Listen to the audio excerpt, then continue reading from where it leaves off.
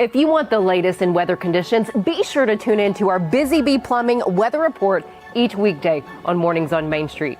Brought to you, of course, by Busy Bee Plumbing, Heating and Air Conditioning. We will keep you updated on the latest conditions outside, like severe weather, heat, snow, rain, and even hail.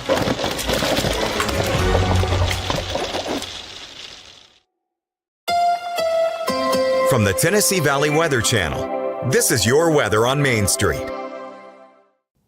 Good morning, Taylor Platt here from the Tennessee Valley Weather Center with a quick check on your forecast. Generally starting off dry with temperatures in the mid-70s, expecting a very warm to hot day for your Tuesday. Mix of sun and clouds. I think the chance of any shower potential is very, very low for your Tuesday, generally below 10%. Your evening forecast still staying on the warm side, temperatures in the 70s to lower 80s, and they will generally stay in the upper 60s and lower 70s overnight going into your Wednesday morning. 7-day forecast looks like this, staying hot for the next couple of days. Showers and storms start to kind of trend back up across the area, especially as we head into the latter part of the weekend. Maybe even a shower storm possible going into next week with temperatures in the 80s.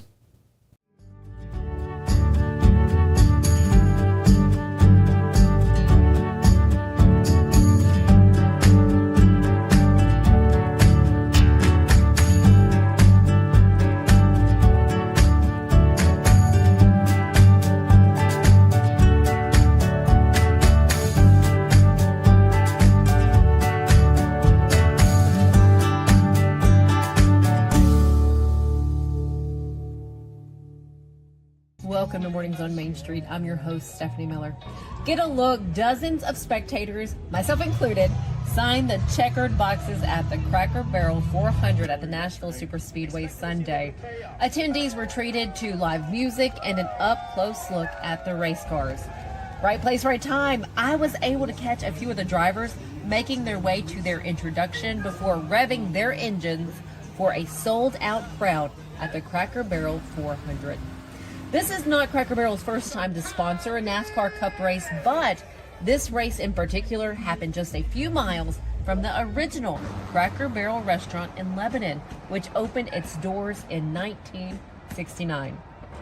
Ben Miller, Vice President of Brand Strategy with Cracker Barrel, says the race is a homecoming of sorts. Cracker Barrel was founded 55 plus years ago, just down the road from the Super Speedway. So, Lebanon has a special place in our hearts especially, but then, also just Middle Tennessee in general. It's kind of a fun celebration to call this race the Cracker Barrel 400 and really celebrate today. Yeah, so this is a long-term partnership, and we're very excited. It feels very synergistic.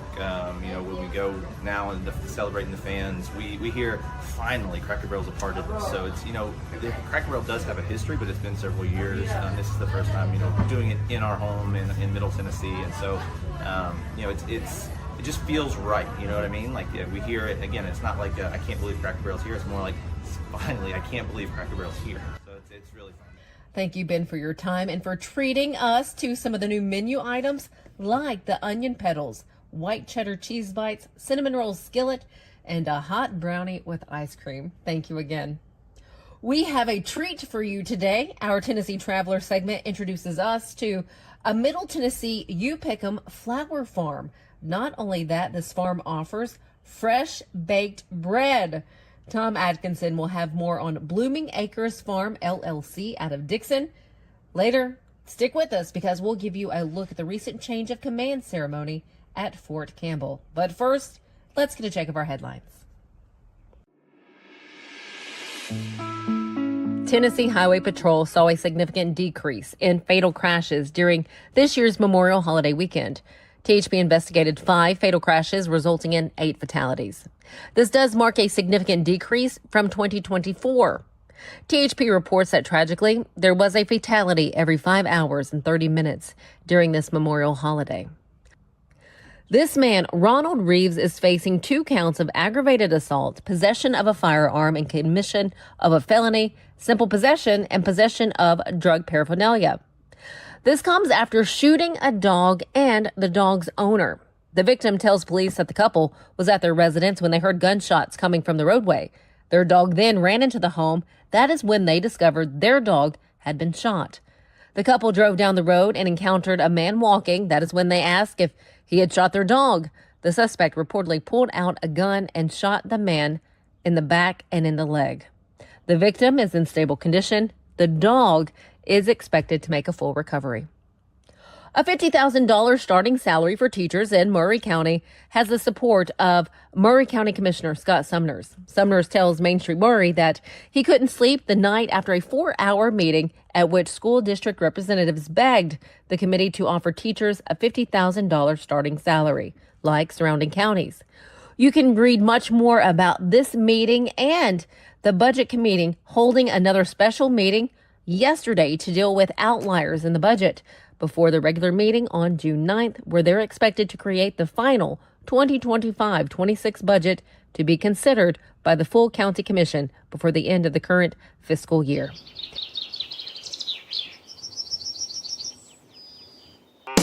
Busy bee, yeah, busy bee. If you need Hold on, y'all. Hold on. I need to make a call.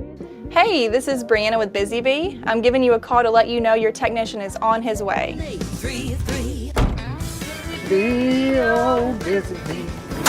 Guys, not yet. Not yet.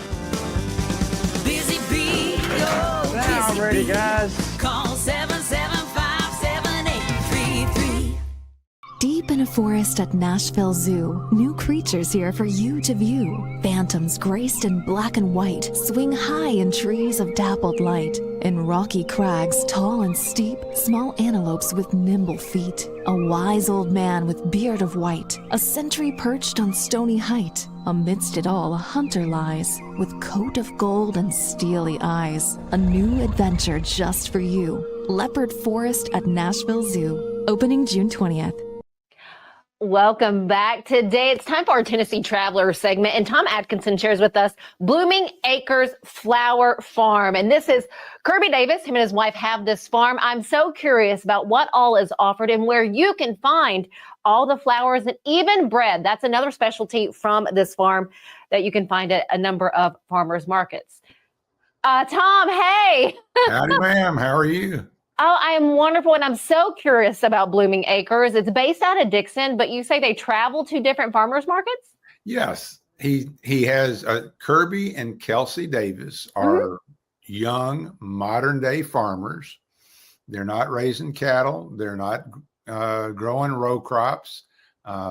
They found out with row crops early on that there was a lot of labor and not much revenue. So they switched over to being flower producers. And they have, in the warm weather, during farmers market season, they are at 5 farmers markets every week, every day except Friday and Sunday. How do we track where they are? On their social media, just find Blooming Acres, Dickson, Tennessee on Facebook or Instagram. You'll find some beautiful photos and information about where they are. But their schedule is set. Mondays, they are at Sango in Clarksville area. Tuesdays, they are on 12th Avenue South at Sevier Park, one of Nashville's city parks. Wednesday, they're out in Franklin, Tennessee at the West Haven community, which has a big farmers market. Thursday, they're at Old Glory Distillery area in Clarksville. And Saturday, they're at a big, nice farmers market in Nolensville. So almost wherever the audience for this show is, you can find Kirby Davis and Blooming Acres in your neighborhood. That is awesome. What flowers do they have? What different variety of flowers do they offer? I'm going to count on you to tell me off of that cheat sheet that you have, but they grow all through the year. That's incredible. And lots of things I'd never heard of. Ranunculus. And I just realized I was going to get embarrassed by not being able to rattle off a half a dozen species of flowers. But do you see it right there in front of you? Yes, snapdragons, peonies, and as your article says, many other beauties of nature. Okay, okay, but they grow lots of varieties. They're active. They have 3 acres that they work themselves, and then they supply flowers to florists in Dickson County, Williamson County, and Davidson County. They're pretty high volume, and they have a nice plot of big, pretty blueberry bushes. And they have times when you can come out and pick your own blueberries and see the flower farms. It's an interesting twist because people think about what a farm is, and for most people, it's not growing flowers. It's growing something else. One thing that's really interesting to know, of all of the flowers that you see in florists and at Publix and Kroger and anywhere else you find cut flowers, the vast majority of them are imported. They come from Colombia in South America, Colombia primarily, but also from the Netherlands and a couple of other big supplier countries. But most of that stuff you see in the supermarkets and the florist is imported flowers.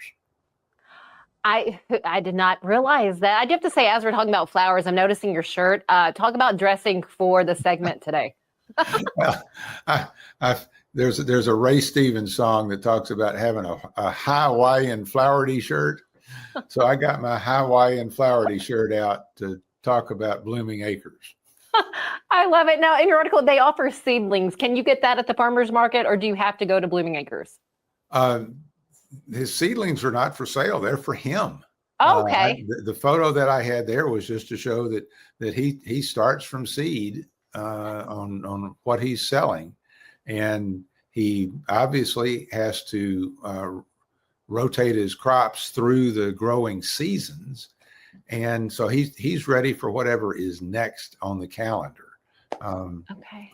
He and his wife are interesting business people because they've already diversified their products. They started baking bread. They bake sourdough bread and make up to 150 to 170 loaves at a time and sell them along with their flowers at the farmers markets. I wonder if there's buy one, get something. You know what I mean? Like if there's like some sort of sale there with, if you buy one, you get the other one. Oh, this is amazing. And this, again, located in Dickson, 45 miles west of downtown Nashville. Thank you, Tom, for sharing this. So we need to be on the lookout for Blooming Acres. Absolutely. They are nice folks. Kirby and Kelsey are just, they're good, young agricultural entrepreneurs, people that Tennesseans can be proud of, and buy some local products. Y'all keep traveling. Oh, we will. Good for them. Tom, thank you so much. That address for Blooming Acres, that's in, like I said, Dickson, but it's 576 Furnace Hollow Road. Do check out the Blooming Acres social media sites. Go ahead and type that in and find them and follow them there on social media. Stick with us. We'll be right back. Being in Tennessee, we wanted to try to keep it as local as possible. So we have an entire section of our menu that is just dedicated to local whiskeys like Uncle Nearest, Jack Daniels, of course, George Dickel, Nelson Brothers, Greenbrier whiskey, and all of our taps are all local. From 2 o'clock until midnight, we've got food every day for you guys. A good handful of appetizers, some entrees, and a couple salads and things like that. My name is Ethan Kanata. Please come down and see us at the Pick Lobby Bar here at the Omni in Nashville. Here's a look back to Friday, May 30th, when thousands of soldiers gathered at the Fort Campbell Division Parade Field for the Change of Command ceremony, a long-standing tradition. Soldiers, community leaders, and local officials said farewell to Major General Brett Sylvia. The division then welcomed its 50th Commanding General, Major General David Gardner. Gardner is arriving to Fort Campbell from Fort Bragg, North Carolina, where he served as Deputy Chief of Staff of Operations, Plans, and Training, U.S. Army Forces Command. The video that you see here, that has been provided to us by Sergeant First Class Joshua Joyner, 101st Airborne Division. Thanks for joining us. Have a fantastic day. We'll see you back here tomorrow.